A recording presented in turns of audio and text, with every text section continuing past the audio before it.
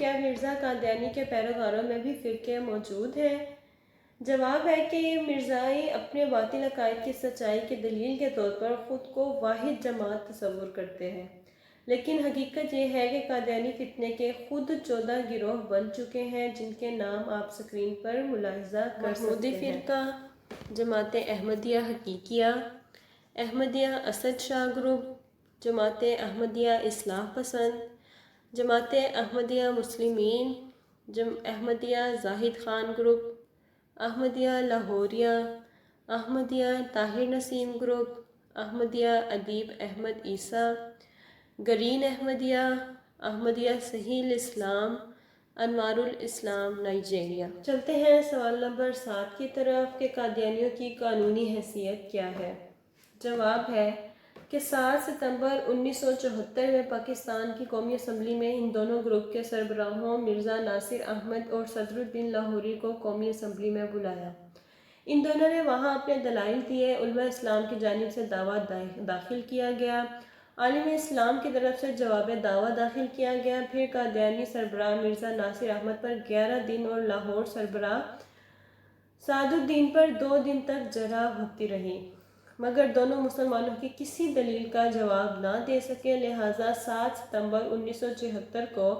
علم و دلائل کی روشنی میں دونوں گروپوں کو اتفاقی طور پر غیر مسلم قرار دیا گیا، جبکہ اس سے قبل پنڈت جواہر لال نہرو کے نام ایک خط میں علامہ اقبال نے فرمایا تھا کہ قادیانی اسلام اور ملک دونوں کے غدار ہیں۔ قادیانیوں کے کفر عقائد و عزائم کی بنا پر ملک کی منتخب جمہوری حکومت نے متفقہ طور پر 7 ستمبر 1974 کو انہیں غیر مسلم اقلیت قرار دیا اور آئین پاکستان کی شرط 2(106) اور 260(3) میں اس کا اندراج کر دیا۔ یاد رہے بہنوں کہ جمہوری نظام حکومت میں کوئی بھی اہم فیصلہ ہمیشہ اکثریتی رائے کی بنیاد پر کیا جاتا ہے،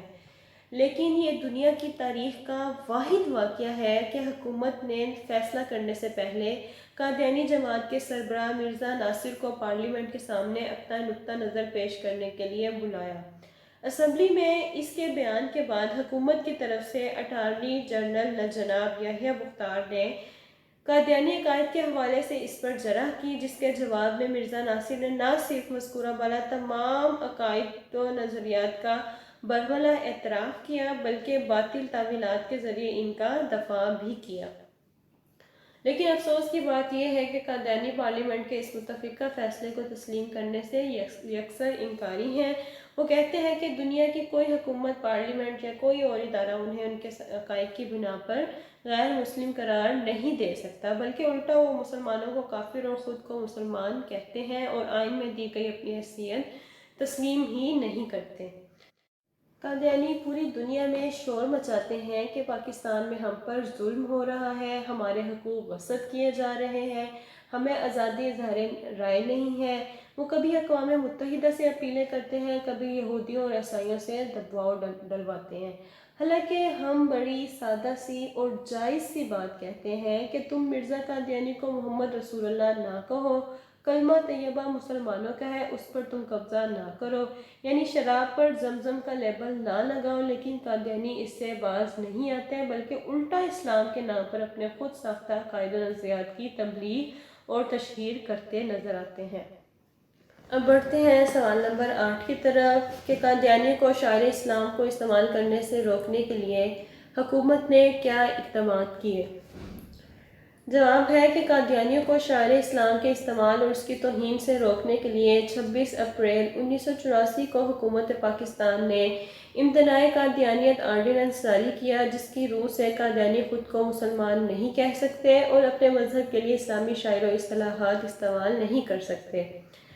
اس سلسلے میں تعزیرات پاکستان میں ایک نئی فوجداری دفعہ یعنی 298(c) کا اضافہ کیا گیا۔ ملاحظہ فرمائیں تعزیرات پاکستان کی دفعہ 298(c)۔ قادیانی گروپ یا لاہوری گروپ جو خود کو احمدی یا کسی دوسرے نام سے موسوم کرتے ہیں کا کوئی شخص جو بلا واسطہ یا بالواسطہ خود کو مسلمان ظاہر کرے یا اپنے مذہب کو اسلام کے طور پر موسوم کرے یا منسوب کرے یا الفاظ کے ذریعے خواہ زبانی ہوں یا تحریری ہوں یا مری نقوش یعنی دکھنے والے ہوں کے ذریعے اپنے مذاہب کی تبلیغ یا تشہیر کرے، یا دوسروں کو اپنا مذہب قبول کرنے کی دعوت دے،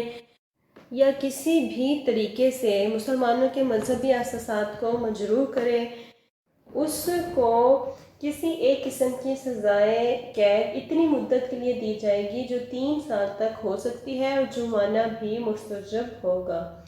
قادیانیوں نے اس پابندی کو وفاقی شرعی عدالت، Lahore high court, Quetta high court وغیرہ میں چیلنج کیا،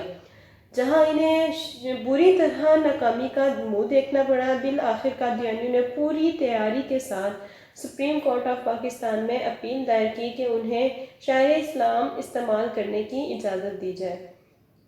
آج کے لیکچر کا آخری سوال نمبر 9 ہے کہ سپریم کورٹ نے قادیانیوں کے متعلق کیا فیصلہ دیا؟ اس کا جواب ہے کہ سپریم کورٹ آف پاکستان کے فل بنچ، جو جناب جسٹس عبدالقدیر چودھری صاحب، جناب جسٹس شفیع الرحمان، جناب جسٹس محمد افضل لون صاحب، جناب جسٹس سلیم اختر صاحب، جناب جسٹس ولی محمد خان صاحب پر مشتمل تھا، ان سب نے اس کیس کے مفصل سماعت کی، دونوں اطراف سے دلائل و براہین دیے گئے، اصل کتابوں سے متنازع ترین حوالہ جات پیش کیے گئے۔ یہ بھی یاد رہے کہ سپریم کورٹ کے جج صاحبان کسی دینی مدرسہ یا اسلامی دارالعلوم کے مفتی صاحبان نہیں تھے، بلکہ انگریزی قانون پڑھے ہوئے تھے۔ ان کا کام جو تھا آئین و قانون کے تحت انصاف مہیا کرنا ہوتا ہے۔ فاضل جج صاحبان نے جب قادیانی عقائد پر نظر دوڑائی تو وہ لرز کر رہ گئے۔ فاضل جج صاحبان کا کہنا تھا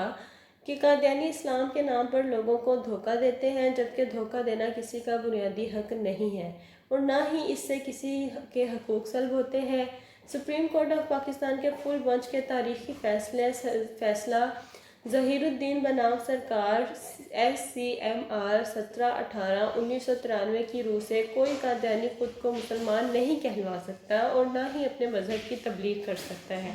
خلاف ورزی کی صورت میں وہ تعزیرات پاکستان کی دفعہ 295C اور 298C کے تحت سزائے موت کا حقدار ہوگا۔ اس سب کے باوجود افسوس اس بات کا ہے کہ قادیانیوں کی اسلام و دشمن سرگرمیاں اسی طرح جاری اور ساری ہیں۔ بہنوں، یہاں پر اس بات کو کلیئر کرنا اس لیے بھی ضروری تھا کیونکہ ہم میں سے بہت سی سادہ اور نرم طبیعت رکھنے والی بہنیں یہ خیال کرتی ہیں کہ قادیانی بھی چونکہ ہیں تو انسان ہی، تو انہیں بھی رہنے کا حق ہونا چاہیے۔ لیکن واضح رہے کہ ان کا جرم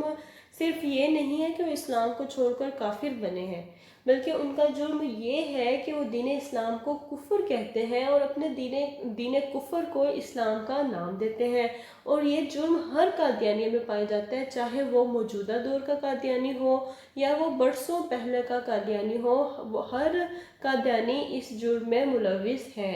تمام مکاتب فکر کا اس بات پر متفقہ فتویٰ ہے کہ قادیانیوں مرزائیوں سے خرید و فروخت، تجارت، لین دین، سلام و کلام، ملنا جلنا، کھانا پینا، شادی و غمی میں شرکت، جنازہ میں شرکت، تعزیت، عیادت، ان کے ساتھ تعاون، سب شریعت اسلامیہ میں سخت ممنوع اور حرام ہے۔ قادیانیوں کا مکمل بائیکاٹ ان کو توبہ کرانے میں بہت بڑا علاج اور ان کی اصلاح اور ہدایت کا بہت بڑا ذریعہ اور ہر مسلمان کا اولین ایمانی فریضہ ہے، اور رسول اللہ صلی اللہ علیہ وسلم سے محبت کی نشانی بھی ہے، لہٰذا کسی بھی مرزائی سے تعلقات رکھنا جائز نہیں ہے۔ اللہ عز و جل ہمیں اس فتنے کو جڑ سے ختم کرنے کی توفیق عطا فرمائے اور ناموس رسالت پر جان نچھاور کرنے کی توفیق بخشے۔ وآخر الدعوانا ان الحمد للہ رب العالمین۔